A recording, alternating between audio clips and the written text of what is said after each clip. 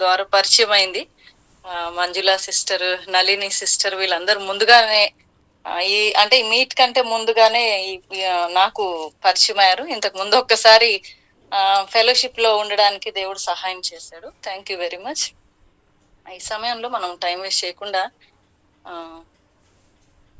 మత్తయి సువార్త 16వ అధ్యాయంలో కొన్ని నిమిషాలు వాక్యం తర్వాత నా టెస్ట్ మనీ షేర్ చేసుకుంటాను.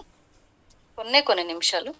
మత్తయి సువార్త 16వ అధ్యాయము 13 నుంచి కొన్ని వచనాలు మనం చూసినట్లయితే, యేసు ఫిలిప్పుదైన కైసరయు ప్రాంతములకు వచ్చి మనుష్య కుమారుడు ఎవడని జనులు చెప్పుకొనుచున్నారని తన శిష్యులను అడుగగా, వారు కొందరు బాప్తిజం ఇచ్చు యోహాననియు, కొందరు ఏలియానియు, కొందరు ఇర్మియానియు లేక ప్రవక్తలలో ఒకడనియు చెప్పుకొనుచున్నారు అనిరి. అందుకైన మీరైతే నేనెవడునని చెప్పుకొనుచున్నారని వారిని నేను అడిగాను. అందుకు సీమోను పేతురు, నీవు సజీవుడగు దేవుని కుమారుడవైన క్రీస్తువని చెప్పెను. అందుకు యేసు, సీమోను బరియోనా, నీవు ధన్యుడవు. పరలోకమందున్న నా తండ్రి ఈ సంగతి నీకు బయలుపరిచెను గాని నరులు నీకు బయలుపరచలేదు. మరియు నీవు పేతురవు, ఈ బండ మీద నా సంఘమును కట్టుదును. పాతాళ లోక ద్వారములు దాని ఎదుట నిలువ నేరనని నేను నీతో చెప్పుచున్నాను. పరలోక రాజ్యము యొక్క తాళపు చెవులు నీకు ఇచ్చేదను. నీవు భూలోకమందు దేన్ని బంధింతువో అది పరలోకమందును బంధింపబడును, భూలోకమందు దేన్ని విప్పుదువో అది పరలోకమందును విప్పుబడునని అతనితో చెప్పాను. చిన్న ప్రార్థన చేసుకుందాం. మహాపరిశుద్ర ప్రేమగల తండ్రి, నీకు వందనాలు చెల్లిస్తున్నాం దేవా. ఈ విధంగా నాయన ఈ ప్రభా గూగుల్ మీట్ లో మేమందరం గ్యాదర్ అయ్యి నీ వాక్యాలు నేర్చుకునే గొప్ప భాగ్యం మీరు మా అందరికీ దయచేశారు. అందుని బట్టి మీకు వందనాలు. జగతుత్పత్తి వేయబడక మునిపే క్రీస్తులో మీరు మమ్మల్ని ఏర్పాటు చేసుకున్న విధానం బట్టి మీకు వందనాలు నాయన. ఈ రోజు నా తండ్రి నీ వాక్యాల ద్వారా మాతో మాట్లాడండి, బలపరచండి, హెచ్చరించండి. మేము ఎక్కడెక్కడైతే నేర్చుకోవాలో ప్రభా ఆయా ప్లేసెస్ లో నా తండ్రి అయా మా లైఫ్ లో నాయన మేము నేర్చుకొని బలపడటానికి, రివైవ్ అవ్వడానికి ప్రభా నీ సేవలో ముందుకు కొనసాగటానికి నాయన మీరు మా అందరికీ సహాయం చేయవలసిందిగా మిమ్మల్ని వేడుకుంటూ యేసుక్రీస్తు నామములో ప్రార్థన చేస్తున్నాం తండ్రి, ఆమేన్. ఇక్కడ యేసు ప్రభు వారు శిష్యుల్ని క్వశ్చన్ వేస్తున్నట్లుగా మనకి కనిపిస్తుంది. అసలు అందరూ నా గురించి ఏమనుకుంటున్నారు అని. ఈ క్వశ్చన్ వేయాల్సిన అవసరం ఏమొచ్చింది? ఈ మత్తయి సువార్త 16th చాప్టర్ కి చాలా ట్రావెల్ చేశారు. యేసు ప్రభుతో శిష్యులందరూ ఉన్నారు, చాలా ట్రావెల్ చేశారు. కానీ మరలా మిడిల్ లో 16th చాప్టర్ అయిన తర్వాత మళ్ళీ యేసు ప్రభు వారు ఈ క్వశ్చన్ వేయడంలో ఉద్దేశం ఏంటి అంటే, మనం బ్యాక్ చాప్టర్స్ కి వెళ్తే ఒకవేళ 16th చాప్టర్ స్టార్టింగ్ లో చూస్తే అప్పుడు పరిసయ్యులను సద్దూకయ్యులను వచ్చి ఆయనను శోధించుటకు ఆకాశం నుండి ఒక సూచక్రియలు ఇలా అదంతా మనం బ్యాక్ చదువుకుంటూ వెళ్తున్నప్పుడు ఏం జరుగుతుందంటే, వాళ్ళు they are trying to prove that Christ is not Messiah. వాళ్ళు ఏమేమి ప్రూవ్ చేయాలనుకుంటున్నారు అంటే, ఈయన క్రీస్తు కాడు, ఈయన మనం ఎదురు చూస్తున్నటువంటి మెస్సయ్య కాదు అని దే వాంట్ టు ప్రూవ్.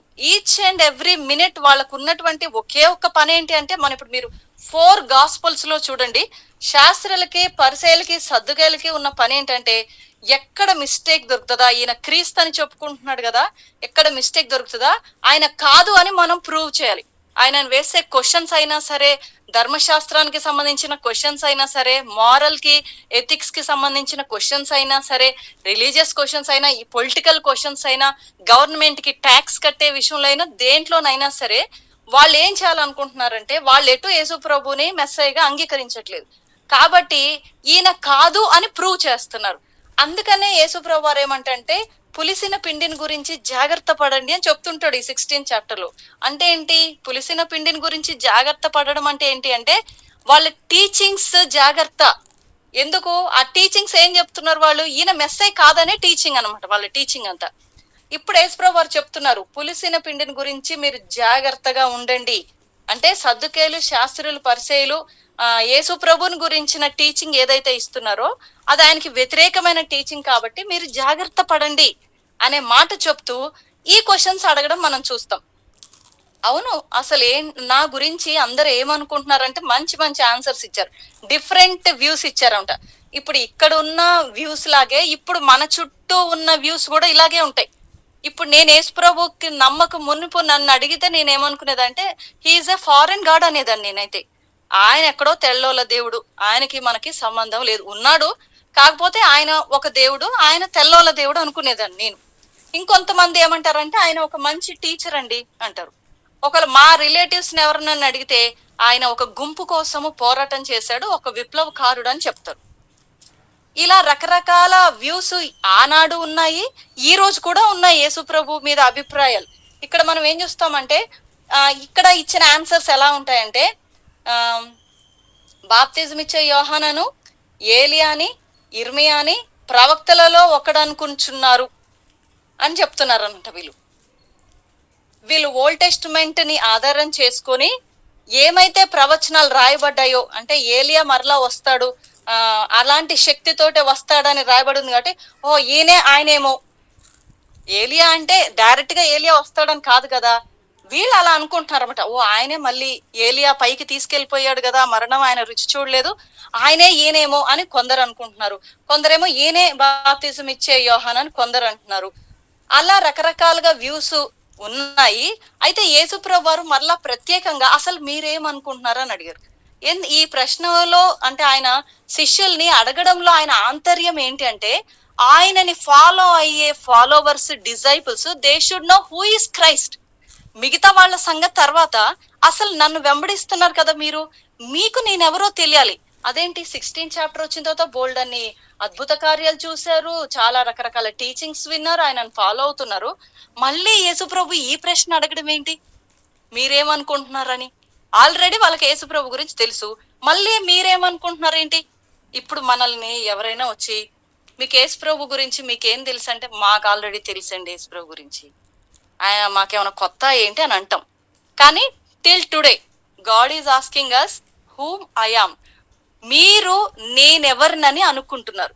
నేను అన్బిలీవర్స్ గురించి చెప్పట్లేదు, బిలీవర్స్ గురించే చెప్తున్నా. నేను యేసుక్రీస్తుని అంగీకరించి ఇన్ని సంవత్సరాలు అయిన తర్వాత కూడా యేసు ప్రభు ఎవరు అది మనకు అర్థమైందా? ఏ కోణంలో యేసు ప్రభుని చూస్తున్నాం? ఓన్లీ సిలువ మీద ఉన్న యేసు ప్రభునా? పాపాలు క్షమించే అధికారం ఉంది, ఎందుకంటే మనం మార్మన్స్ పొందినప్పుడు అదే జరిగింది కాబట్టి యేసు ప్రభు నా స్థానంలో మరణించారు. ఆయన దేవుడు, ఓకే, మరణించాడు, నా కోసం రక్తం చిందించాడు, తిరిగి 3వ దినాన్ని లేచాడు, అంతవరకేనా మనకు అర్థమైంది? వాళ్ళకు కూడా చాలా విషయాలు అర్థమయ్యే ఉంటాయి అప్పటికే. కానీ still he is asking the question, మీరేమనుకుంటున్నారు నా గురించి అని. మనం ఏమనుకుంటున్నాం యేసుప్రభు గురించి? ఓన్లీ ఆ సెలువలో మరణించిన, తిరిగి లేచిన అంత మట్టుకే అనుకుంటున్నామా? ఆయనే క్రియేటర్ అని, ఈ సమస్తము జస్ట్ ఒక మాట చేత ఆయన చేశాడని, ఆయనే కంట్రోలర్ అని, ఆయనే సార్వభౌమ అధికారం గల దేవుడని, ఆయన లేకపోతే వన్ మినిట్ కూడా మనం ఊపిరిని మనం పీల్చలేమని, ఈ రోజు మనం బ్రతుకున్నామంటే కేవలం ఆయన కృపలో ఈ రోజు మనకిచ్చాడు అందరికి. నేనైతే ప్రతిరోజు లేవగానే ప్రభువా ఈ రోజు ఇచ్చావు, థ్యాంక్ యూ లార్డ్ అంటాను.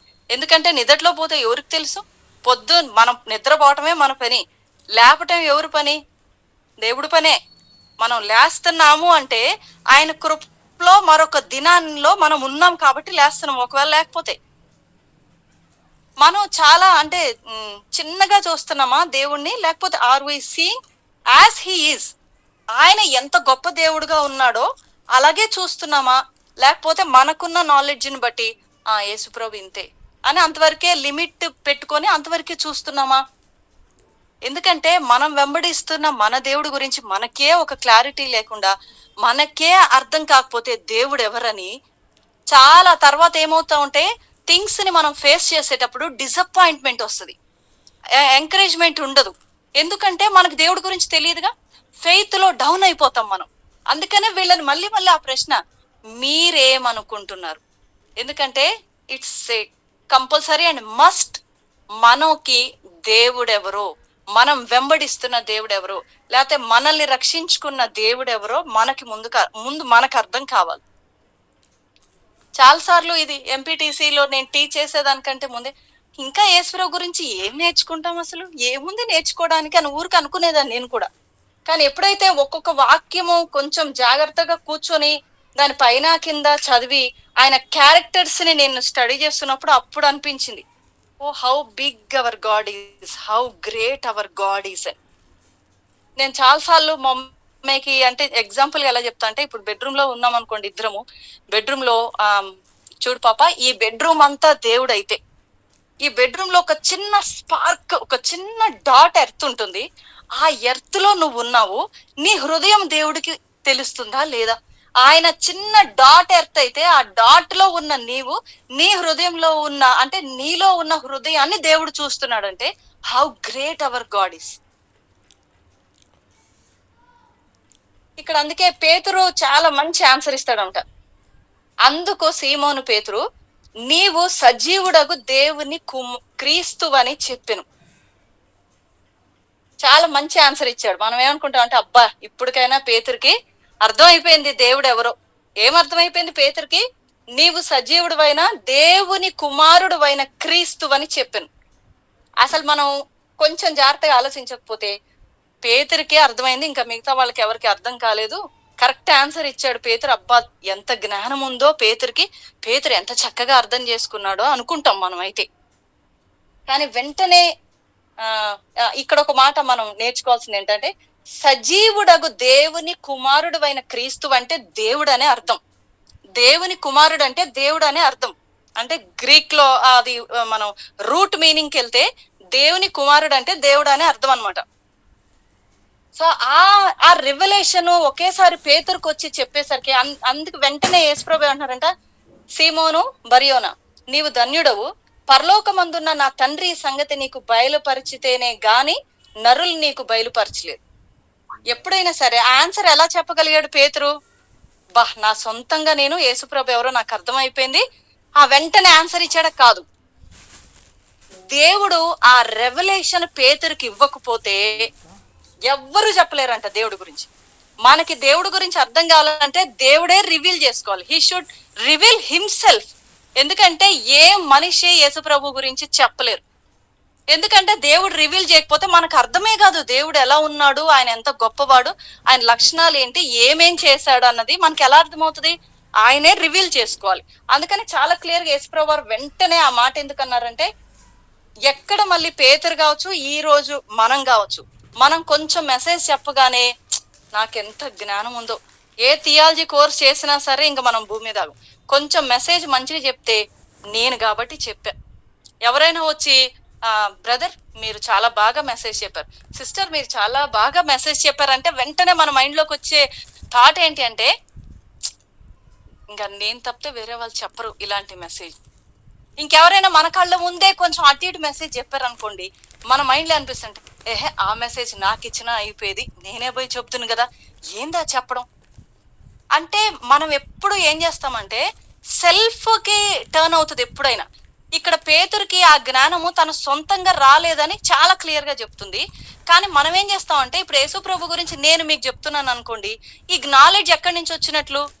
దేవుడు బైబిల్ ద్వారా నాకు నేర్పిస్తేనే కదా నేను చెప్పగలిగేది. లేకపోతే మీరైనా సరే దేవుడు రివీల్ చేస్తే, ఆయన ఎవరో, ఆయన ఏం చేస్తున్నాడో అది రివీల్ చేస్తేనే కదా మనం ఇంకొకరికి చెప్పేది.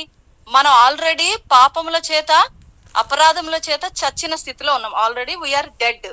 ఇలాంటి చనిపోయిన మనల్ని దేవుడు క్రీస్తుతో కూడా లేపాడు. ఆయన వెలుగుతో మనల్ని నింపాడు. అంటే ఆయన ఆయన తనంతట తానే దేవుడే మనకి రివీల్ చేసుకున్నాడు. అందుకే పరిశుద్ధాత్మ దేవుడు హృదయంలోకి వెళ్ళి పాపం గురించి, నీతిని గురించి, తీర్పుని గురించి ఒప్పింపజేస్తున్నాడు. అంటే సువార్త చెప్తున్నప్పుడు మనం యాక్సెప్ట్ చేస్తున్నామంటే 1% కాదు, 0.0% కూడా మన పార్ట్ ఉండదు రక్షణలో. కంప్లీట్ గా 100% దేవుడే మన హృదయంలోకి వచ్చి మన హృదయాల్ని తెరుస్తాడు. లుస్త్రాలో దేవుడు లిడియాకి తెరిచాడా? మనోనేత్రాల్ని దేవుడు తెరుస్తున్నాడంటే ఏం చేస్తున్నాడని, ఆయన ఎవరో రివీల్ చేసుకుంటున్నాడు. ఆయనే దేవుడు అన్న సంగతి రివీల్ చేసుకుంటున్నాడు దేవుడు. అప్పుడు మనకు అర్థమవుతుంది, దేవుడు హృదయం తెరవనంత వరకు ఆ యేసుప్రభు ఒకల్లో దేవుడు, ఇంకొక దేవుడు తెల్లోల దేవుడు, లేకపోతే ఇంకొకలా అందరిలో సమానం అలా అనుకోని బ్రతుకుతామే గాని ఆయనే దేవుడు అన్న సంగతి మనం సొంతంగా గ్రహించలేం. ఎప్పుడైనా సరే మనకి దేవుని జ్ఞానము వస్తుంది, మనం అర్థం చేసుకుంటున్నాం, వాక్యం చదివేటప్పుడు మనకు అర్థం అవుతుంది, మెసేజెస్ ఇస్తున్నాము అంటే ఎక్కడ మనం 1% కూడా గర్వపడటానికి కానీ దేవుని యొక్క మహిమని దొంగిలించడానికి కానీ అస్సలు వీల్లేదు. ఇక్కడ అందుకే వెంటనే కరెక్ట్ చేస్తున్నాడు అనమాట దేవుడు. ఇది నీ సొంతంగా కాదు బాబు, నువ్వు దేవుడు తండ్రి నీకు రివీల్ చేస్తేనే అది నీకు అర్థమైంది. నేనే దేవుడిని అన్న సంగతి నీ అంతట నీకు అర్థం కాలేదు. ఎవరికైతే ఆయనే దేవుడని ఆయన గురించి ఎక్కువగా అర్థమవుతుందో డైలీ, మనం ధన్యులం. బంగారం ఉంటే ధన్యులం కాదు, ఇల్లు కట్టుకుంటే ధన్యులం కాదు, లేకపోతే ఇంకొక జాబో వీసాను వస్తేనో, ఇంకొక పెద్ద జాబ్స్ వస్తేనో, ప్రమోషన్స్ వస్తే అవి ధన్యత కాదు. బట్ ఇప్పుడున్న టీచింగ్స్ ఎలా ఉన్నాయంటే, బ్లెస్సింగ్ అంటే ధన్యత అంటే ఇదిగో ఇది అని సద్దుకాయలు ఆ రోజు ఎంత రాంగ్ గా టీచ్ చేస్తున్నారో, ఇప్పుడున్న పరిస్థితుల్లో కూడా క్రిస్టియానిటీలో రాంగ్ టీచింగ్స్ ఉన్నాయి. ఆ రోజు వాళ్ళ గురించి మనం జాగ్రత్త పడాలని దేవుడు వాళ్ళకి చెప్తే, ఈ రోజు మనం చాలా జాగ్రత్తగా ఉండాలి. ఎందుకంటే సెకండరీ థింగ్స్ ని ముందు పెట్టి ఫస్ట్ థింగ్స్ దేవుడు ఏదైతే ఆయన చెప్పాలనుకుంటున్నాడో, దేవుడు దేని బట్టి ఆనందిస్తాడు? మనం ఆయనను గుర్తించి ఆయనను ఆరాధించడంలోనే కదా దేవుడు ఆనందించేది. అది కూడా ఆయన మనలో పని చేస్తేనే అది జరుగుతుంది. మనం సొంతంగా మళ్ళీ దేవుడిని ఆరాధించలేము. అది మన హృదయంలో దేవుడు తెరవాలి, ఆయన ఎవరో మనకు అర్థం కావాలి. వెంటనే మనం ఓబే అయ్యి, ప్రవ్వా ఇంత గొప్ప దేవుడువా అని ఆరాధిస్తాం. ఇదంతా ఎవరు వర్క్ చేస్తున్నారంటే దేవుడే వర్క్ చేస్తున్నాడు లోపల. కాబట్టి ఎక్కడ మనము అతిశయపడ్డానికి వీల్లేదు. అది చెప్తూ దేవుడు ఆయన ఏం చేస్తాడో మనం ఏం చేయాలో చెప్తున్నాడు. ఆయన ఎవరో రివీల్ చేశాడు పైన, కిందకి వెంటనే వచ్చి, మరియు నీవు పేతురువు, ఈ బండ మీద నా సంఘమును కట్టుదును. చాలా రాంగ్ టీచింగ్స్ ఎట్లా వెళ్ళిపోతున్నాయి అంటే, పేతురు మీద దేవుడు సంఘాన్ని కట్టాడు ఆ రోజు. ఇది ఎంత రాంగ్ గా వెళ్ళిపోతుందో. ఆనాడు ఆర్సిఎం వాళ్ళు అదే ఆలోచించి పేతుర్ని సెయింట్ చేసి పరిశుద్ధుని చేసేసి ఆయన విగ్రహానికి పూజ చేయడం మొదలు పెట్టారు రోమ్ లో. కానీ దేవుడు చెప్పింది అది కాదు. నీవు పేతురువు అన్నాడు అంతే. దానికి ఒక సెమీకాలను, అక్కడ 2 చుక్కలు ఏయో ఉన్నాయి. అది మనం ఎప్పుడు ఆలోచించట్లే. బైబిల్ చదివేటప్పుడు అక్కడ ఒక చుక్క ఉందా, కామా ఉందా, గ్రామర్ ఎంత ఇంపార్టెంట్ బైబిల్ చదివేటప్పుడు. అక్కడ కింద ఏముంది అంటే, పేతురు అనే శబ్దమునకు రాయి, బండకి రాయికి తేడా లేదు. ఇది ఎవరు ఎంత జాగ్రత్తగా చదువుతున్నారు ఇలా బైబిల్ని? నీవు పేతురువు, నువ్వు చిన్న రాయి, నేను బండని అని చెప్తున్నాడు ఆయన. ఆ బండ నేను అని 1 కొరింథియన్స్ 10:4 లో ఉంటుంది. ఈ బండ అని అక్కడ కూడా ఆ బండ క్రీస్తే అని ఉంటుంది. ఆ బండలో ఒక చిన్న పార్ట్ రాయి, కానీ అది చాలా మిస్టేక్ అయిపోయి పేతుర్ని దేవుడు ఎన్నుకున్నాడు. పేతుర్ని ఆధారం చేసుకొని దేవుడు సంఘాన్ని కడుతున్నాడు అనే టీచింగ్స్ ఈ రోజుల్లో వచ్చేసాయి. We should be very careful. సంఘాన్ని కట్టడం అంటే దేవుడే రక్షించుకొని సంఘాన్ని కడుతున్నాడు. ఇందులో ఏ వ్యక్తి ప్రమేయం లేనే లేదు. సంఘానికి తీసుకొచ్చేది కూడా దేవుడే. అనుదినము రక్షణ పొందుతున్న వారితో చేర్చుచుండెను, అపోస్తల కార్యాలు 2వ చాప్టర్ లో ఉంది. దేవుడు సంఘానికి మనుషుల్ని రక్షించుకొని తెచ్చుకుంటున్నాడు. ఆయన ఏం చేస్తాడో చెప్తున్నాడు. ఆయన రివీల్ చేసుకున్నాడా ఎవరినని? నేనే దేవుడిని రివీల్ చేశాడా?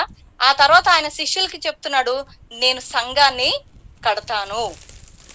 నేను ఈ బండ మీద అంటే యేసు ప్రభు సెల్ఫ్ గా చెప్పుకుంటున్నారు. ఈ బండ మీద అంటే ఆయనను ఆధారం చేసుకుని, ఎందుకంటే ఆయనే పునాది రాయి కదా, దాని మీదే సంఘం కట్టబడాలి. ఆయన గురించి చెప్పుకుంటున్నాడు, నేనేం చేస్తాను అని. అది చెప్తూ మీరేం చేయాలో కూడా చెప్తున్నాడు ఆయన. ఆ సంఘం ఎదుట అంట పరలోకపు పాతాళ లోకపు ద్వారములు దాని ఎదుట నిలవనేరవను. అంటే సంఘంగా యేసుప్రభు రక్షించుకున్న తర్వాత ఇంకా పాతాళం వాళ్ళని ఎలా లాక్కుంటుంది? ఇంకా వీళ్ళకి ఆల్రెడీ యేసుప్రభు వారు జీవం ఇచ్చేశారు. క్రీస్తుని ఎరుగుటయే నిత్య జీవం. దేవుని కుమారుని యందు విశ్వాసం ఉంచువాడు జీవం గలవాడు. అయిపోయింది, ఫినిష్. అందుకనే పాతాళము నిలవలేరదు. అంటే సంఘంలో ఒకసారి దేవుడు రక్షించుకున్న తర్వాత మళ్ళీ పాతాళంలోకి వెళ్ళే అవకాశం లేదు. దాన్ని ఈ సంఘంలో నుంచి నేనేం చెప్తున్నానంటే, నామినల్ క్రిస్టియన్స్ కాదు, ఎవరైతే దైవ చిత్తానుసారమైన మారు మనసు పొందారో వాళ్ళు ఆ పాతాళ లోకంలో, అంటే సంఘం ఎదుట నిలవనేరదు. అంటే పాతాళ లోకం అంటే నరకానికి ఇంకా వీళ్ళ మీద అధికారం లేదు అని అది చెప్తూ మీరే పని చేయాలో చెప్తున్నాడు. పరలోక రాజ్యపు యొక్క తాళపు చేతులు నీకు ఇచ్చేదను. అంటే సంఘానికి రావడానికి నేను పని చేస్తున్నాను, నా పనిలో మీకు పార్టిసిపేషన్ ఇస్తున్నాను. అంటే ఈ సువార్తను మీరు ప్రకటించండి, ఆ కీస్ మీకు ఇచ్చా నేను. అంతవరకే మనం అర్థం చేసుకోవాలి. అంతేగాని నేను సువార్త చెప్తే అతను రక్షించుకున్నాడు దేవుడు, లేకపోతే నేనేనండి ఇంతమందిని రక్షించుకున్నాను, నా వల్లే ఇంతమంది చర్చకొచ్చారండి, ఆత్మీయ తల్లి ఆత్మీయ తండ్రి, నో, అవి అసలు బైబిల్లో లేవు అలాంటి మాటలు. చాలా క్లియర్ గా చెప్తున్నారు యేసుప్రభు వారు, నేను సంఘాన్ని కడతాను, కట్టే దాంట్లో మీకు నాతో సహా పార్టిసిపేషన్ అంతే. ఎట్లా? సువార్త ప్రకటించే గొప్ప భాగ్యం దేవుడు మనందరికి ఇచ్చాడు. జస్ట్ మిమ్మల్ని రక్షించుకున్నాను కదా, నేను ఎంత గొప్పవాడినో, నేనేం చేశానో ఏంటో మీరు వెళ్ళి చెప్పండి. ఎంత భాగ్యం అది! చెప్పే భాగ్యం ఇచ్చాడు దేవుడు, ఆయన గురించి చెప్పే భాగ్యం ఇచ్చాడు. అంతేగాని ఈ రోజుల్లో అది ఎలా అయిపోయిందంటే, ఈ వచనాలు క్లియర్ గా అర్థం చేసుకోకుండా, నేను వాళ్ళని రక్షించుకున్నా కాబట్టి నేనే వాళ్ళకి ఆత్మీయ తండ్రినండి. ఆత్మీయ తండ్రి ఇది ఎక్కడి నుంచి వచ్చింది? తండ్రి ఒక్కడే అని బైబిల్ అంతా చెప్తుంది, మళ్ళీ ఆత్మీయ తండ్రి ఏంటి? Every senior believer is a pastor to junior believer. ప్రతి సీనియర్ బిలీవరు జూనియర్ బిలీవర్ కి కాపరితత్వం చెయ్యాలి. ఆనాడు కయ్యోను హేబేలు కూడా అక్కడే జరిగింది కదా. నేనేమన్నా కావలి వాడినా అంటే, ఎస్, పెద్దవాళ్ళు చిన్న వాళ్ళకి కావలి వాళ్ళే మన చర్చ్ లో ఇప్పుడైతే ప్రెసెంట్. ఎవ్రీ సీనియర్ బిలీవర్, మళ్ళీ నేను చెప్తున్నాను, పాస్టర్ అంటే వాళ్ళు ఒక్కళ్ళే చూసుకుంటారు కాదు, every senior believer is a pastor to junior believer. ఇది ఈ బ్రాడ్ థింకింగ్ లేక ఏమవుతుందంటే, చర్చెస్ లో ఆయన చూసుకుంటాడులే, పక్కన వాళ్ళు ఎవరైనా చెప్పినా కూడా నువ్వేమైనా పాస్టర్ వా చెప్పడానికి, అలా అనుకోవడానికి వీలేదు. మనకి మన జూనియర్స్ ని ట్రైనింగ్ ఇవ్వడానికి, దేవునిలో బలపడటానికి, ప్రభు దగ్గరికి రావడానికి, వాళ్ళు కూడా దేవునిలో పని చేయడానికి మనం ఎంకరేజ్ చేయాలి కదా. అది మర్చిపోయి అంత పాస్టరే చూసుకుంటాడు కాదు. ఎక్కడున్నా సరే, ఆఫీస్ లో ఉన్నా, స్కూల్లో ఉన్నా సరే, ఇంట్లో ఉన్నా సరే, హోటల్లో పనిచేస్తున్నా సరే, జిరాక్స్ మిషన్ లో పనిచేస్తున్నా, ఎక్కడ పనిచేస్తున్నా సరే, we are coworkers with Christ. క్రీస్తుతో జత పనివారం. ఇప్పుడు అట్లా పాస్టర్లే అనుకుంటే, పౌలు అసలు పాస్టరే కాదు, మరి అకుల్ల ప్రిస్కులాలు పాస్టర్లే కాదు, వాళ్ళని కూడా జత పనివారు అని పిలిచారు. ఎంతమందిని దేవుడు జత పనివారు అని పిలిచుంటాడు న్యూ టెస్ట్మెంట్ లో. We all are coworkers with God. దేవునితో జత పనివారం. ఆ భాగ్యం ఇచ్చినందుకే ఎంత హ్యాపీగా ఫీల్ అవ్వాలి. కానీ ఈ రోజు ఆఫీసెస్ లో ఏమో ఎస్ప్రో గురించి చెప్తే ఏమన్నా అనుకుంటారేమో, ఎంత షైగా ఫీల్ అవుతాం మనం. వాళ్ళు ఏమన్నా అనుకోని, దేవుడు మనకు ఒక బాధ్యత ఇచ్చాడు. ఆ బాధ్యత ప్రకారము అసలు మనం సువార్త చెప్పడాన్ని ఒక హై లెవెల్ లాగా చూడట్లేదు కదా. అమ్మో ఎవరికని చెప్తే అదొక చిన్న పని, ఎందుకులే ఏమైనా తిట్టుకుంటారు. ఒక ఆత్మ అగ్నిలో నుంచి లాగే పరిచర్య అది. Why we are not that much serious? ఎవరైనా ఒక మాట అన్నారు అనుకోండి, ఎంత సీరియస్ గా తీసుకుంటాం తెలుసా, దాని గురించి గంటలు గంటలు ఆలోచిస్తాం. ఎందుకన్నారు ఇట్లా, ఎందుకన్నారు వాళ్ళు, ఎందుకు ఇట్లా చేశారు, నా మీద ఎందుకు ఇట్లా నిందలేశారు. అయ్యో దాని గురించి కాదు సీరియస్ గా ఆలోచించాల్సింది. యేసు ప్రభు మనకి ఇచ్చినటువంటి బాధ్యత, సువార్త ప్రకటించమని చెప్పాడు, హైయెస్ట్ కమాండ్ అది. ఆ కమాండ్ ని మనం ఎంత సీరియస్ గా తీసుకుంటున్నాం. ఎక్కడికి వెళ్ళినా దెర్ ఈజ్ ఏ ఆపర్చునిటీ. నాకు అవకాశం లేదు సువార్త చెప్పడానికి, ఉత్తదే అదంతా. ఖచ్చితంగా డోర్స్ ఓపెన్ చేస్తాడు, మనసు ఉండాలి. ప్రభా నేను నీ కోసం బ్రతకాలి, అందుకే కదా నువ్వు నన్ను రక్షించుకుంది, నీ మహిమ కోసమే కదా నువ్వు నన్ను రక్షించుకుంది, నీ సువార్త ఇక్కడైనా నేను చెప్పాలి, ప్లీజ్ ఓపెన్ ద డోర్స్. ఏదో ఒక విధంగా I should share the gospel. ఆ మనసు మనకుంటే ఖచ్చితంగా దేవుడు డోర్స్ ఓపెన్ చేస్తాడు.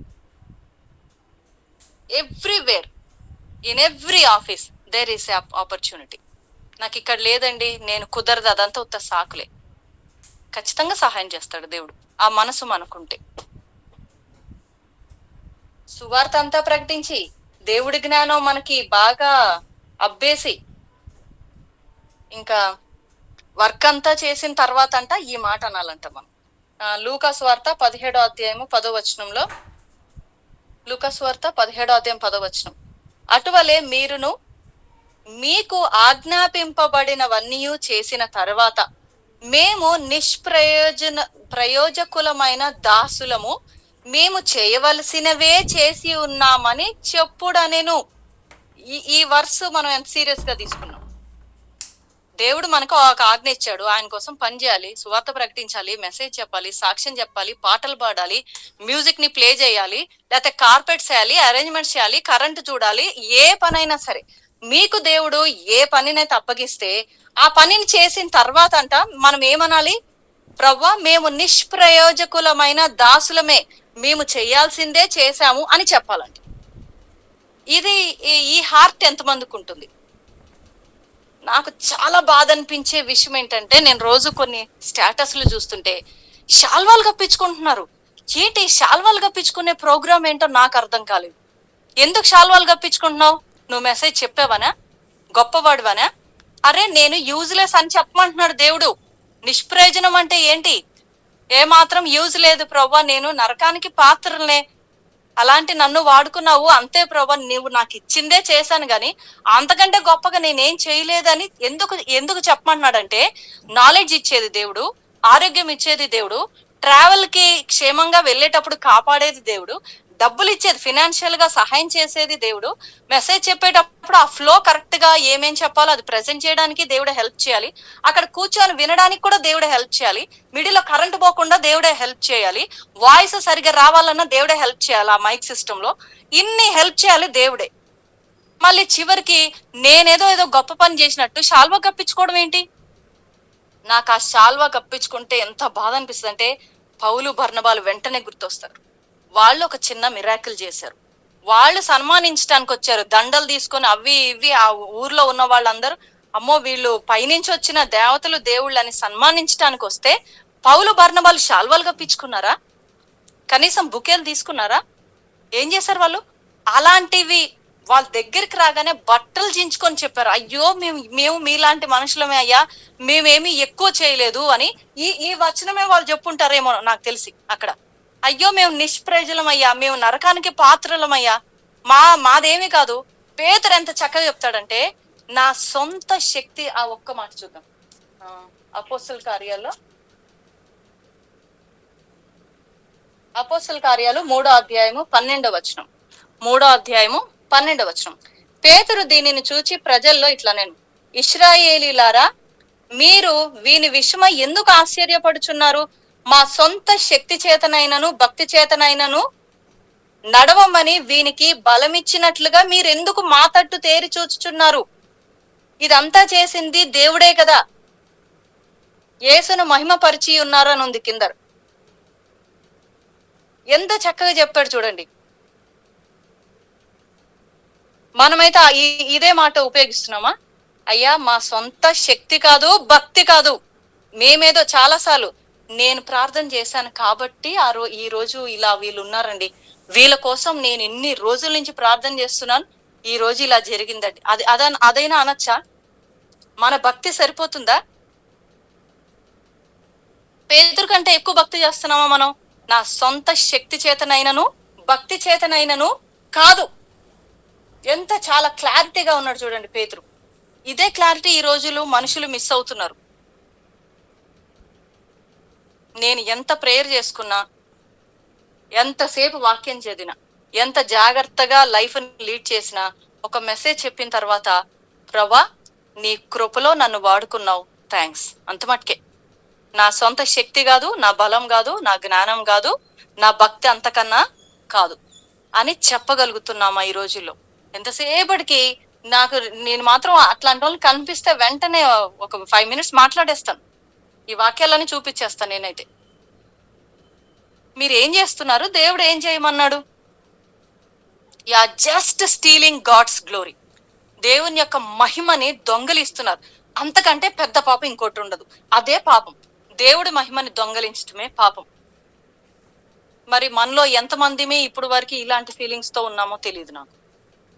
నేను ఫస్ట్ టైం హైదరాబాద్ లో సీతాఫల మండిలో ఒక్క మెసేజ్ చెప్పడానికి వచ్చినప్పుడు వాళ్ళు వెంటనే శాలోలు బుకేలు గబగబా తీసుకొచ్చారు. మా హస్బెండ్ నేను మొహమాటం లేకుండా, ఎందుకంటే ఇది దేవుడు నేర్పించాడు, మొహమాటం లేకుండా శాలోలు కప్పించుకోలేదు. ఏంటి సిస్టర్ మీరు అట్లా చేస్తున్నారంటే, ఇది దేవునికి వ్యతిరేకమైన పని, నాకే కాదు మీరు ఇంకెవరికి చేయొద్దని చెప్పాను. మేము నిష్ప్రయోజనమైన దాసులం, దేవుడు మెసేజ్ చెప్పమన్నాడు, అంత మటుకే చెప్పాం, మన పని అయిపోయింది అంతే. ఏ కోణంలో ఆ మెసేజ్ నేను చెప్పానని ఆ క్రెడిట్ నేను తీసుకోగలను అసలు? How dare I should do? అది చెయ్యడానికి నాకెంత డేర్ ఉండాలి అసలు? వాళ్ళకి ఒకవేళ చేసే వాళ్ళకి తెలియట్లేదేమో అది చెయ్యకూడదు అని. దయచేసి మనం ఎవరున్నైనా సన్మానించమంటే దేవుడు దండలేసి సన్మానించడం కాదు, గౌరవించమని, వయసుని బట్టి గౌరవించమని, తోటి వారిని గౌరవించమని చెప్పాడు దేవుడు. సన్మానించడం అంటే దండలేమని కాదు. ఒకవేళ దండలేసేదైతే పౌలు గారు శుభ్రంగా ఒక్క దండేంది అసలు, ఆయన మెడ సరిపోదు దండలేపించుకోవడానికి. బట్టలు దించుకున్నారంట. ఎవరు బట్టలు దించుకుంటున్నారు ఈ రోజుల్లో? స్టేజ్ మీదకి వెళ్ళడం, శాల్వాలు కప్పించుకోవడం, బుకేలు తీసుకోవడం, ఫోటోలు దిగడం, అవి స్టేటస్ లో పెట్టడం. ఎక్కడ ఒక్క విషయంలో కూడా మనం దేవుని కంటే ఎక్కువ వారం కాదు. దేవుని మహిమని దొంగలించడానికి అంతకన్నా వీల్లేదు. వంట చేసినా సరే, వంట చాలా మంచి కుదిరింది, ప్రభా మీరు నాకు ఆ టాలెంట్ ఇచ్చారు, అందుకు థ్యాంక్స్ అని చెప్తాం. జాబ్ లో మంచిగా రాణిస్తున్నా ఉండొచ్చు మీరు, అది దేవుడిచ్చిన టాలెంటే కదా. మీకు అసలు ఆరోగ్యమే ఇవ్వలేదు అనుకోండి, ఇంకా ఉద్యోగానికి ఎట్లా వెళ్తారు మీరు? ఎక్కడ అతిశయపడ్డానికి ఉంది? ఎక్కడా లేదు. ఈ పారాగ్రాఫ్ లో దేవుడు ఆయన ఎవరో రివీల్ చేసుకుంటున్నాడు, ఆయన ఏం చేస్తాడో చెప్తున్నాడు, మనం ఏం చేయాలో చెప్పాడు, మనం చేసిన తర్వాత మనం ఎలా ఫీల్ అవ్వాలో కూడా చెప్తున్నాడు దేవుడు. So life long this continuous. Life long దేవుడు ఎవరో నేర్చుకోవాల్సిందే చచ్చిపోయిన దాకా. ఎందుకంటే ఒక్క రోజులో 2 రోజుల్లో దేవుడు మనల్ని మనం అర్థం చేసుకోలేము అంత ఫాస్ట్ గా. ఆయన అంత రోమిల్కి రాసిన పత్రికలో ఉంటుంది, ఆహా ఆయన బుద్ధి జ్ఞానంలో ఉంటుంది. అసలు మన ఊహకి మించింది ఆయన నాలెడ్జ్. ఒక్క డేలో ఎలా నేర్చుకుంటాం మనం? చచ్చిపోయేంత దాకా హూ ఈజ్ జీసస్, ఆయన తెలుసుకుంటూనే ఉండాలి ప్రతిరోజు. ఎంత ఎక్కువ బైబిల్ మనం చదువుతామో టైం ఇచ్చి, బైబిల్లో మాత్రమే దేవుడు ఎవరో, యేసుప్రభు ఎవరో మనకు అర్థమవుతుంది. అది అర్థం అయినప్పుడు నిజంగా చాలా హ్యాపీగా ఉంటుంది మనసుకి. తర్వాత మనం ఆయన గురించి, దేవుడి గురించి సరిగ్గా తెలియదు అనుకోండి, ఇదిగో ఇప్పుడు శాలువాలు కప్పే పనే చేస్తారు అందరూ. అందుకనే ముందంటున్నాడు, మీరు నేను ఎవరో తెలుసుకోవాలి అని. తెలుసుకున్న తర్వాత ఎవరైనా శాలువా కప్పించుకుంటారా? కప్పించుకోలేదు. చాలా జాగ్రత్తగా ఉండాలి దేవుని వాక్యం చదివేటప్పుడు కానీ, మెసేజ్ చెప్పేటప్పుడు కానీ, మెసేజ్ అయిపోయిన తర్వాత కానీ, ఏదైనా సరే we should be very careful. Okay, ఈ సమయంలో నేను 10 వరకు అన్నారు కాబట్టి జస్ట్ ఒక 5 minutes లో నా టెస్ట్ మనీ షేర్ చేసుకుంటాను. నేను మెసేజ్ చెప్పనన్నాను అసలు. ఏంజిలినా అంటే ఏం కాదులే, మనం ఎంతసేపు కూర్చుంటావో అంతసేపు అంటే ఇంకా దేవుడు సహాయం చేశాడు కొన్ని మాటలు చెప్పడానికి. Okay okay. నేను నా పేరు అనురాధ. నేనేమి క్రైస్తవ విశ్వాసంలో పుట్టి పెరిగిన దాన్ని ఏం కాదు, ఇతర విశ్వాసంలో పెరిగా నేను. అంటే ఒక్క దేవుడు కాదు, అనేక మంది దేవుళ్ళు దేవతలు ఉన్నారు అని నమ్మే అలాంటి విశ్వాసంలో నేను పుట్టి పెరిగాను అనమాట. నా దురదృష్టం ఏంటంటే నేను బాగా చదువుకోవాలనుకున్నాను కానీ 10th అయిపోగానే నా మ్యారేజ్ చేశారు మా మమ్మీ వాళ్ళ బ్రదర్ తోటి. అంటే మా మేనమామ తోటి నా మ్యారేజ్ చేశారు. 10th అయిపోయిన అలా ఎగ్జామ్స్ అయిపోయాయి, వెంటనే మేలో మ్యారేజ్ చేశారు అనమాట. ఆ తర్వాత నేను అనుకున్నాను ఇంకా లైఫ్ అంతా అయిపోయింది నాది, ఇంకా మ్యారేజ్ అయిపోయింది కదా, చదువు ఇంకా చాలా అంటే 10 బాగా షెటిల్ ఆడేదాన్ని, డాన్స్ బాగా చేసేదాన్ని. ఇంటర్నేషనల్ కి వెళ్ళాలి, డాడీ ఆపేశారు నేను వెళ్ళకోకుండా. పెళ్ళైన తర్వాత ఇంకేముంది, నా భవిష్యత్ అంతా అయిపోయిందని చాలా బాధతో తాళి కట్టించుకున్నాను నేను. ఆ తర్వాత అనుకోకుండా నా స్టడీస్ ఆగిపోయాయని అనుకొని చాలా బాధపడుతున్న టైంలో 2 పిల్లలు పుట్టిన తర్వాత మళ్ళా ఒకసారి ఎందుకో దేవుడు నాకు చదువుకునే అవకాశం ఇచ్చాడు. మళ్ళీ నేను స్టడీస్ కంటిన్యూ చేశాను. తర్వాత HPT seat, LP set seat నాకు హైదరాబాద్ లో వచ్చింది. అక్కడికి వెళ్ళటం జరిగింది. అక్కడికి వెళ్ళిన తర్వాత మా రూమ్ లో మా పక్కన రూమ్ లో క్రిస్టియన్ పిల్లలు ఉన్నారు, బైబిల్ చదువుతూ ఉండేవాళ్ళు. వాళ్ళు ఏంటో గ్రూప్స్ గా ఫామ్ అయ్యి ఏంటో ముసుగులు వేసుకొని ప్రేయర్ చేసుకునే వాళ్ళు, కాసేపు ఏంటేంటో చదువుతారు. నాకు అదంతా అర్థమయ్యేది కాదు కానీ నేను నా పని చేసుకుంటూ ఉండేదాన్ని. ఒక 2-3 months అయిపోయిన తర్వాత నా పక్కన రూమ్ లో ఉన్న పాప నా దగ్గరకు వచ్చి, అక్క మీరు చర్చ్కి వస్తారా సండే నాతోటి అంది. అమ్మా మా వాళ్ళు మాకున్నారు, నీకు ఆయన ఉంటే నువ్వు వెళ్ళు, వాళ్ళతోటి నాకు సంబంధం లేదు. ఇంకెప్పుడు ఇలా అడగడానికి వీల్లేదని ఒక గట్టి వార్నింగ్ ఇచ్చేసి వదిలేసా నేను. ఆ తర్వాత అమ్మాయి నెక్స్ట్ ఒక 1 మంత్ పైనే ఏం చేస్తారక్క సండే ఏ మీరెటు ఎళ్లరు కదా! హాస్టల్‌లో ఒక్కళ్ళే ఉంటున్నారు. నాకెవ్వరు లేరు గదా! జస్ట్ నాతో కంపెనీ ఇవ్వండి. ఈ సిటీ అంతా మీకు చూపిస్తానంది. నేను అసలే హైదరాబాద్ కొత్త. అక్కడికెళ్ళిన తర్వాత సిటీ ఎలా చూడాలో తెలీదు. ఈ అమ్మాయేమో సడెన్‌గా సిటీ చూపిస్తానక్క మీరేం చేయొద్దు. నేనే చార్జీలు పెట్టుకొని మీకిక్కడి నుంచి మొత్తం చూపించుకుంటూ ఎళ్తాను. హమ్మయ్య! బోర్ కొడుతుందనుకున్నాను. సరే సిటీ అన్నా చూడొచ్చులే అని ఆ పాపతోటి ఒక సండే చర్చ్‌కెళ్ళా నేను. ఆ పాప నన్ను కూకట్పల్లికి తీసుకెళ్ళింది. సతీష్ కుమార్ దగ్గరికి. అక్కడ 2000 మందున్నారు. మెట్రో గార్డెన్స్‌లో ఫస్ట్ టైమ్ నేను అక్కడికి ఆ పాప తీసుకెళ్తే, నాకు అంత నచ్చలేదు. కొంచెం వెనకాలే కూర్చున్నాను. వీళ్ళేందో ఈ గోలేందో, ఇదేంటో అంత నచ్చేది కాదు నాకు. కాసేపు అయిన తర్వాత సతీష్ కుమార్ మెసేజ్‌లో ఏదో నా గురించి చెప్తున్నట్టుగా నాకనిపించింది. ఒక 15 మినిట్స్ మెసేజ్ తర్వాత ఈయనేంటి నా గురించి చెప్తున్నాడు అని అనిపించి, ఏహే! ఇదంతా అసలు ఈ పిల్ల నా గురించే ముందు చెప్పిందా ఏంటి ఆయనకి? లేతే ఆయన ఎగ్జాక్ట్‌గా నా క్యారెక్టర్ ఎట్లా చెప్తాడో అది ఇది అనుకోని కొంచెం కోపం వచ్చేసి మళ్ళీ హాస్టల్‌కొచ్చేసా ఆ పిల్లకి చెప్పకుండా. నెక్స్ట్ సండే మళ్ళీ ఇంకొక పాపొచ్చింది. ఇంకొక పాప హ్యాండిక్యాప్డ్ పాపొచ్చి, "అక్క ఆ పిల్లతోనే ఎళ్తారా? మీరు నాతోటి రారా?" అంటే, వామ్మో! నీకు దండం తల్లి. నేనెటు రాను. అసలు ఆ జనమేంటి? ఆ ముసుగులేసుకోవడం ఏంటి? అని ఒక చిరాకనిపించింది నాకు. ఆ పాప అంది, "లేదక్క ఇవాళ నా ఫ్రెండ్ రావట్లేదు. నాకు బస్ ఎక్కడం కష్టమవుతది." ఆ పాప హ్యాండిక్యాప్డ్ పోలియో అన్నమాట. "ప్లీజ్ అక్క జస్ట్ నాకు హెల్ప్ చేయడానికి రండి" అంటే ఇంక కొంచెం జాలనిపించి, సర్లే ఈ పాపతోటెళ్తే తనకి హెల్ప్ చేయడానికి ఓకే అన్నట్లు మళ్ళీ ఆ పాపతోటెళ్తే, ఆ పాప నన్ను పటాన్ చెరువు దగ్గరికి ముత్తంగి చర్చికి తీసుకెళ్ళింది. RCM church. అక్కడికి వెళ్ళిన తర్వాత మళ్ళీ అందరూ ముసుగులేసుకొని ఏందేందో మాట్లాడుకుంటున్నారు. నేనేమో లాస్ట్‌లో కూర్చున్నాను. నచ్చట్లేదు నాకు. ఈ పిల్ల ఎప్పుడొస్తదా? ఎప్పుడెళ్ళిపోదాం హాస్టల్‌కి అని నేను చూస్తున్నాను. 40 మినిట్స్ అయింది. 45 మినిట్స్ అయింది. ఇంక నేను లేచి బయటికెళ్ళిపోదాం. ఇదంతా నాకు అర్థం అవ్వట్లేదు. ఆయన చెప్పేది నేనసలు వినదలుచుకోవట్లేదు చెవులోకి. లేచి వెళ్దాం అనే టైంలో ఒకే ఒక్క సెంటెన్స్ ఒక మాట అనుకోండి. అది నా చెవులకు వినిపించింది. "నువ్వు పాపివి. నువ్వు చస్తే నరకానికెళ్తావు" అన్న మాట ఇనిపించింది. ఆయనేమో అది రోమన్స్ 3:23 అది చెప్తున్నారు. ఏ భేదం లేదు. అది ఆయన చెప్తున్నారు. కానీ నాకు మాత్రం దేవుడు నాతోనే "నువ్వు పాపివి. నువ్వు చస్తే నరకానికెళ్ళిపోతావు" అనే మాట నా చెవులో పడగానే వెంటనే కోపమొచ్చింది నాకు. ఈ ముసలోడు 60 సంవత్సరాలుంటాయి ఈ ముసలోడికి. నన్ను పాపంటాడా? దేన్ని బట్టి నన్ను పాపంటాడు? నా గురించి ఈడికేం తెలుససలు? స్టేజ్ మీద బుద్ధి పెరిగింది. అసలు మనిషి పెరిగాడు గానీ బుద్ధి లేదు, పాడులేదని బాగా సీరియస్‌గా ఫాదర్‌ని తిట్టేసి మళ్ళీ హాస్టల్‌కెళ్ళిపోయా. ఆ పాప చిన్నగా తర్వాత ఎప్పుడుకో వచ్చింది పాపం. కానీ ఆ నైట్ 11:30, 12కి నా మనస్సాక్షితోటి దేవుడు మాట్లాడడం ప్రారంభించాడు. నేనక్కడ విని ఆ ఒక్క మాటే విన్నాను. ఇంకేం వినలేదు వచ్చేసాను నేను. తర్వాత నేను పడుకుంటే నాకు నిద్ర రావట్లేదు. ఆ మాటే మైండ్‌లో ఇట్లా స్క్రోల్ అవుతుంది కంటిన్యూయస్‌గా. "నువ్వు పాపివి, నువ్వు చస్తావు ఏదో ఒక రోజు నరకానికెళ్ళిపోతావని." అరే! ఏంటిది? ఎవరు మాట్లాడుతున్నారు నాతోటి? నేనది మర్చిపోదాం అనుకున్నా సరే, దేవుడు పదే పదే ఆలోచించు నువ్వు పాపివి గదా! నువ్వు పాపివి గదా! అంటున్నాడు దేవుడు. అసలు నువ్వెవరు? నువ్వు ఎందుకు నా నుంచి నువ్వు ఏం ఆశిస్తున్నావు? నాతో నువ్వేం మాట్లాడాలనుకుంటున్నావు? అది ఇది అని నేను ప్రశ్నలేసాను రివర్స్. అప్పుడు దేవుడు "నువ్వు నిజంగా జెప్పు నువ్వు మంచిదానివా? ఎన్ని అబద్ధాలు ఆడుంటావు? హృదయంలో ఎవరినైనా ప్రేమించావా? నువ్వు మంచిదానివి ఎట్లయితావు?" అవును గదా! చాలా అబద్ధాలు ఆడానే నేను. అయినా సరే నేను మంచిదాన్నే.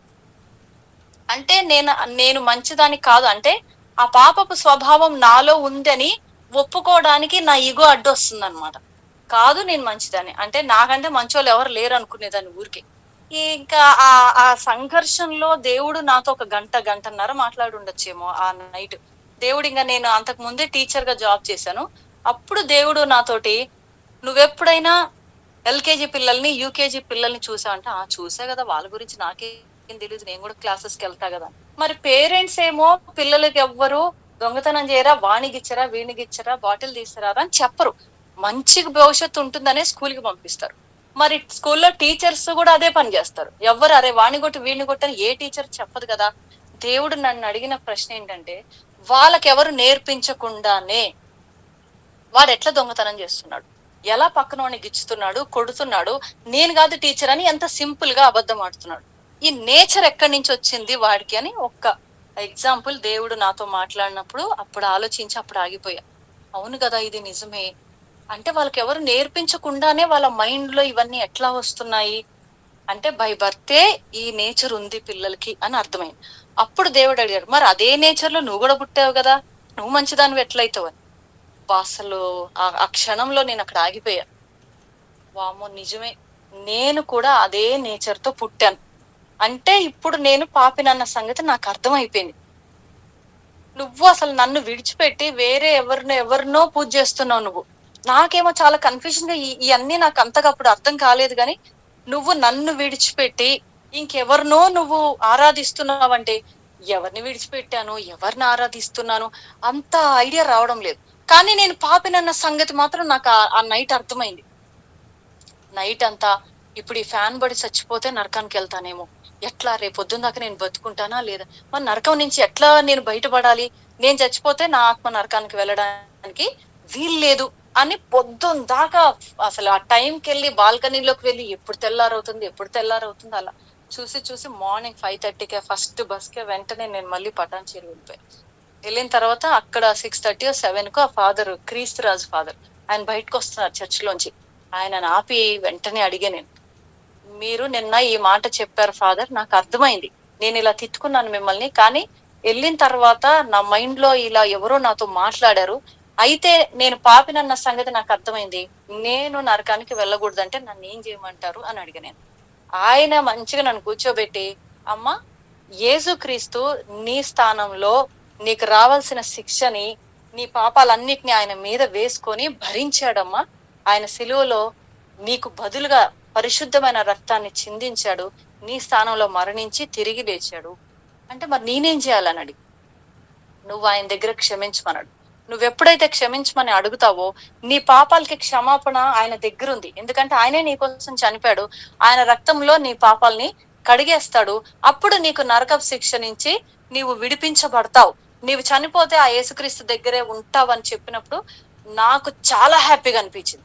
అరే! ఇన్ని సంవత్సరాల నుంచి మరి చేసిన దాన ధర్మాలు, మరి పూజలు, వ్రతాలు, ఆచారాలు మరి ఇవన్నీ ఎక్కడికి పోయినాయి? వీళ్ళెవరు అంటే ఇన్ని చేసినా గూడా వేస్టేనా? ఈయనొక్కడే దేవుడైతే ఈయనొక్కడే నా కోసం ఇలా ఇంత ప్రేమ చూపించాడా? ఇంకీయన తప్పితే వేరే దేవుడు లేడన్న సంగతి నాకు ఆ మొమెంట్‌లో అక్కడ అర్థమయ్యి, ప్రవ్వా నన్ను క్షమించండి. నన్ను నీ బిడ్డగా చేసుకోండి. నా పాపాలన్నిటిని నాకు గుర్తొచ్చాయి. నాకర్థమైంది. నీవే దేవుడవు. నీవే నా కోసం మరణించావు ప్రవ్వా. నువ్వు తిరిగి లేచావు గాబట్టి నన్ను గూడా లేపుతావు. అని ఆ ఒక్క చిన్న ప్రేయర్ ఆ చర్చ్‌లో కూర్చొని చాలా పశ్చాత్తాపపడి అడిగినప్పుడు చాలా తేలికైపోయింది నా హృదయం. ఏదో భారమంతా దిగిపోయినట్టు అనిపించింది. నేను హాస్టల్‌కెళ్ళాను. ఎళ్ళిన తర్వాత మైండ్‌లో మళ్ళొక టెన్షన్. ఈయనకి చెప్పాలా? వద్దా అని. ఎందుకంటే ఈయనకి అసలు చర్చ్ మెట్లెక్కితే మైల పడిపోతాడని ఫీలింగ్ అన్నమాట మా హస్బెండ్‌కి. ఏం జేయాలి? అసలే యేసుప్రభు అంటే పడదు గదా! నేను అసలు డైరెక్ట్‌గా యేసుప్రభుని అంగీకరించా, ఆయన్నే దేవుడిగా అంగీకరించానంటే ఇంక విడాకులు ఇస్తారా? నన్ను కొడతారా? నాకేం అర్థం గావట్లేదు. సరే ప్రేయర్ చేసుకుంటూ ఇంటికెళ్తున్నప్పుడల్లా ఆహ్, అసలు నేను బైబిల్ చదువుతున్నానని గూడా స్టార్టింగ్‌లో మా సార్‌కి తెలీదసలు. చదువుతూ ఉండేదాన్ని అంతే టెక్స్ట్ బుక్స్‌తో పాటు ఇదొక టెక్స్ట్ బుక్ అనుకునేవారు. ఆ తర్వాత రోజు రోజుకి ఈ బైబిల్‌లో ఉన్న ఆయన క్యారెక్టర్‌ని చెప్తూ వచ్చేదాన్ని. ఈ దేవుడు ఇలాంటి వాడు. అంటే ఈ దీంట్లో ఉన్న ఆయన అబద్ధం ఆడొద్దు, మోసం చేయొద్దు, ఇలా ఉండాలి, అలా ఉండాలని హెచ్చరిస్తాడు నన్ను. నాతో మాట్లాడతాడని అలా వెళ్తున్నప్పుడల్లా కొన్ని మాటలు యేసుప్రభుని యొక్క క్యారెక్టర్ గురించి చెప్తూ వస్తూ ఉండేదన్నమాట. సడెన్‌గా ఒకసారి చూసారు. "ఏం చదువుతున్నావు? ఏంటి?" అంటే ఎఫెసియన్స్ చదువుతున్నా నేను. అప్పుడు "ఏంటి అసలు నువ్వేం చదువుతున్నావు నాకొకసారి చెప్పు" అన్నప్పుడు నేను ఆ ఎఫెసియన్స్ చాప్టర్ చెప్పా నేను. దీంట్లో భార్యాభర్తల యొక్క రిలేషన్ గురించి ఉంది అంటే అది ఆయనకి నచ్చింది బాగా అప్పుడు. చదువు" అన్నారు. ఆ తర్వాత దేవుడు ఆయనతోనే నాతో దేవుడు ఎలా మాట్లాడాడో, నేను హైదరాబాద్‌లో ఉన్నప్పుడు అలా చెప్తూ వచ్చేదాన్ని అంతే. ఆ తర్వాత దేవుడు మా హస్బెండ్‌తో గూడా మాట్లాడి, నిజంగానే నా భార్య ఆరాధించే దేవుడే గొప్పవాడు. నేను ఆరాధిస్తున్న లేతే నేను పూజ చేస్తున్న వాళ్ళందరూ వేస్టే. అసలు ఈయనకది అర్థమైపోయి మాలలేసుకొనున్నారంట. ఆయన ఆ విగ్రహం ముందు కూర్చొని, "అవును నా భార్యకైతే ఇలా చేయాలి, అలా చేయాలని ఆయన చెప్తున్నాడని" చెప్తుంది. "మరి నువ్వు నాకెందుకు చెప్పట్లేదు? నేను డ్రింక్ చేసొస్తున్నా, మోసం చేస్తున్నా, అబద్ధాలాడుతున్నా, నా హృదయం బాలేదు. అయినా అరె బాబు నువ్విలా చెయ్యొద్దు, నాకిది నచ్చదు, నేను పరిశుద్ధురాలిని అని నువ్వెందుకు చెప్పట్లేదు? అంటే నీలో జీవం లేదని నాకర్థమైపోయింది" అని ఆ రోజు ఆయన కూడా యేసుక్రీస్తుని సొంత రక్షకుడిగా అంగీకరించి నాకు ఫోను చేశారు. నేను అనుకుంటున్నాను ఏమైనా యాక్సిడెంట్ అయిందా? ఇంత సడెన్‌గా ఇంటికి రమ్మంటున్నారేంటి? ఏం జరిగిందని అసలు హడావుడిగా వచ్చిన తర్వాత ఇల్లంతా వైట్ వాష్ ఉంది. మా ఇంట్లో ఏంటంటే ఒక రూమ్ నిండా ఫుల్ ఫోటోస్ ఉంటాయి. ఈయన ఏం చేస్తారంటే ప్రసాదం అది ఆ ఫోటోలకి ఇట్లా పెట్టి తుడుస్తారనమాట మళ్ళీ. అసలు నన్ను ముట్టుకోకుండా ఆయనే ఇల్లుడ్చి, తుడిచి అంటే మైలబడిపోతారని అంత నిష్టగా పూజలు చేస్తారనమాట మార్నింగ్. నేనొచ్చేసరికి ఇల్లంతా వైట్ వాష్ ఉంది. ఇదేంటి ఏమన్నా ఈర్లు పెట్టుకుంటున్నారా? లేతే ఇంకేమన్నా దేవుడికి పెట్టుకుంటున్నారా? అబ్బా! నన్ను అనవసరంగా పిలిచారని నేను లోపల అనుకుంటున్నా. నువ్వెళ్లి లోపల చూడంటే కిచెన్‌లోకెళ్లి చూస్తే మొత్తం ఒక్క ఫోటో లేదు. ఏంటి ఏమైపోయాయి? ఒక్క ఫోటో లేదంటే, నేను గూడా యేసుప్రభుని అంగీకరించాను. ఆ ఫోటోలన్నీ తీసుకెళ్ళి మొత్తం బస్తాలో యేసి కాలువలో పడేసొచ్చా అన్నారు. నాకసలు నమ్మశక్యంగా లేదు. దేవుడు నన్ను, నా భర్తని రక్షించుకున్న తర్వాత మేము మళ్ళీ ఇప్పుడు దేవుడు మాకిచ్చిన ఆజ్ఞ ప్రకారం, మనందరికి ఇచ్చిన ఆజ్ఞ ప్రకారం మా హస్బెండ్‌కి 6 సిస్టర్స్ ఉంటారు. ఇంకా వాళ్ళందరికీ చెప్తే, "అసలు అట్లాంటోడిని ఇంట్లోకి ఎట్లా తెచ్చినావు నువ్వు? అసలు ఆ తక్కువ జాతిని ఎట్లా తీసుకొచ్చినావు? నీ పెళ్ళానికంటే బుద్ధి లేదు. నీకేమైందిరా? అసలు మన ఇంటా వంట లేదు" అని అబ్బా! అసలు ఒకలాంటి టార్చర్ చేసి ఒక 1 ఇయర్ ఎవరు మా ఇంటికి రాలేదు. మమ్మల్ని ఎవరు పిలవలేదు. ఏ ఫంక్షన్స్‌కి మమ్మల్ని పిలవలేదు. పర్వాలేదు ఇంకా మా హస్బెండ్ ఒకటే అన్నారు. ఎవ్వరు పిలిసినా, పిలవకపోయినా మనకు సంబంధం లేదు. దేవుడు మన కోసం మరణించాడు. ఆయనే దేవుడన్న సంగతి మనకు అర్థమైంది. ఆయనను వెంబడించాలని డిసైడ్ అయ్యాం. ఆయననే వెంబడిద్దాం అంతే. ఈ మనుషుల కోసం దేవుడిని మనం పక్కకు పెట్టాల్సింది ఏం పని లేదనుకున్నాం. ఇద్దరం ప్రార్థన చేసుకున్నాం. తర్వాత సంవత్సరం అయిన తర్వాత ఒక్కొక్కళ్ళని పిలిసి వాళ్ళకి మళ్ళీ యేసుప్రభు గురించి చెప్తే 5 సిస్టర్స్ యాక్సెప్ట్ చేశారు. ఇంకా మా మమ్మీకి చెప్తే అయితే కూతురువైతే అయినావు నువ్వు బయటికి నడువు అంది మా మమ్మీ. మా డ్యాడీ అసలు బైబిల్ అంతా చించేసి గందరగోళం చేశారు. అయినా సరే మా మమ్మీ ఇవాళ మళ్ళీ ఆమె యాక్సెప్ట్ చేసి ఆమె ప్రేయర్‌ఫుల్‌గా ఉంటది. ఇట్లా దేవుడు మా ఫ్యామిలీస్‌లో ఒక్కరి ద్వారా అనేకుల్ని రీచ్ అవ్వడానికి దేవుడు సహాయం చేశాడు. ఇంకా పెద్ద మిరాకిల్ ఏంటంటే మా మాకు ఫస్ట్ బాబు పుట్టాడు. తర్వాత పాప పుట్టింది. బాబుకి బై బర్త్ ఎస్ఎంఏ టైప్ 3 ఉంది. అది ఎప్పుడో థౌసండ్స్‌లో ఒక్కళ్ళకి ఉంటుందంట ఆ డిసీజ్. మేము తిరగని హాస్పిటల్ లేదు నాకు తెలిసి ఇండియాలో. తిరిగి, తిరిగి, తిరిగి అసలు స్కూల్‌లో బాగా ఏడ్చేదాన్ని. ఏంటి ఇన్ని పూజలు చేస్తున్నా సరే నా కొడుకుకి ఎక్కడ ట్రీట్‌మెంట్ లేదేంటి? అసలు గుండె తీసి గుండె పెడుతున్నారు. నా పిల్లోడికి మాత్రం ట్రీట్‌మెంట్ లేదంటున్నారు. ఏ హాస్పిటల్‌కెళ్ళడం, ఆ డాక్టర్స్ ఏం చెప్తారంటే, "అమ్మ మినిమమ్ 10 ఇయర్స్ మీ బాబు బ్రతుకుతాడు. డబ్బులు ఖర్చు పెట్టడం వేస్ట్. దీనికి ట్రీట్మెంట్ లేదని చెప్పడం." నేను మా హస్బెండ్ ఏడ్చుకుంటూ బయటికి రావడం. ఇంకిదే జరిగేది. కానీ ప్రభువుని యాక్సెప్ట్ చేసిన తర్వాత, "ప్రభువా నా బిడ్డను మీ చేతులకి అప్పచెప్తున్నామని" ఇద్దరం మా బాబుని ప్రభువుకి అప్పగించాం. "ప్రభువా మీరేం చేస్తారో నాకు తెలీదు. వాడికి ఆ జబ్బు పెట్టింది మీరే. వాడు ఈ లోకంలోకి రావడానికి కారణం మీరే. వాడిని బతికుంచుతారో, ఎంతవరకు సజీవంగా ఉంచుతారో, ఎలా ఉంచుతారో మీ ఇష్టం ప్రభువా" అని అలా ప్రేయర్ చేసుకునేవాళ్ళం. ఈరోజు మా బాబుకి 26 ఇయర్స్. అసలు డాక్టర్స్‌కి చాలా షాకింగ్ అనిపిస్తది. ఆ జబ్బున్న వాళ్ళు ఇంతకాలం బ్రతకడమే చాలా గ్రేట్. మళ్ళీ చాలా జ్ఞానం ఇచ్చాడు దేవుడు. అంటే సిస్టమ్ మొత్తం అంటే గ్రాఫిక్ డిజైనింగ్ చేశాడు మా బాబు. అసలు వీడి ప్రాబ్లమ్ ఏంటంటే స్కిన్‌కి బోన్ అతుక్కొని చచ్చిపోతారనమాట. ఇంతే కాలు, ఇంతే చెయ్యి మన సెన్స్‌లో ఉండరు. వాటర్ కావాలి అని అడిగే సెన్స్ ఉండదు పెరుగుతున్న కొద్దీ. 13 ఇయర్స్ మాక్సిమం 10, 11 లేకపోతే 13 ఇయర్సే బ్రతుకుతారు. ఇలా మా ఏరియాలో ఉన్న వాళ్ళు చాలా మంది చనిపోయారు. నా కొడుకు ఒక్కడే ఆ యేసుక్రీస్తు దయ వల్ల ఆయన కృపను బట్టి మా ఆశీష్ అంటే మా బాబు బ్రతుకుతున్నాడు. ఇలా మా ఫ్యామిలీస్‌లో మమ్మల్ని రక్షించుకొని, మా ద్వారా మా రిలేటివ్స్ రక్షించుకొని, మా ఇంట్లో మా బాబు ఎప్పుడో చనిపోవాల్సిన మా బాబుని దేవుడు ఇంకా ఇంతవరకు 26 ఇయర్స్ వరకు ఇంకా సజీవంగా ఉంచాడు. నిజంగా దేవునికి వందనాలు చెల్లిస్తున్నాను. అలాగే మేము ఎప్పుడు చనిపోయినా సరే, నా భర్త అయినా, నేనైనా, మా పిల్లలైనా, ఇద్దరు పిల్లలు మారుమనసు పొందారు. మేమెప్పుడు చనిపోయినా సరే, ఆ క్రీస్తుతో ఉంటామనే ఒక మంచి నిరీక్షణ దేవుడు మాకిచ్చాడు. ఆ నిరీక్షణతోటే మేము లైఫ్‌లో కంటిన్యూ అవ్వడానికి దేవుడు ఇప్పటికే మాకు సహాయం చేస్తున్నాడు. అందుకు దేవునికే ప్రత్యేకంగా వందనాలు చెల్లిస్తున్నాను.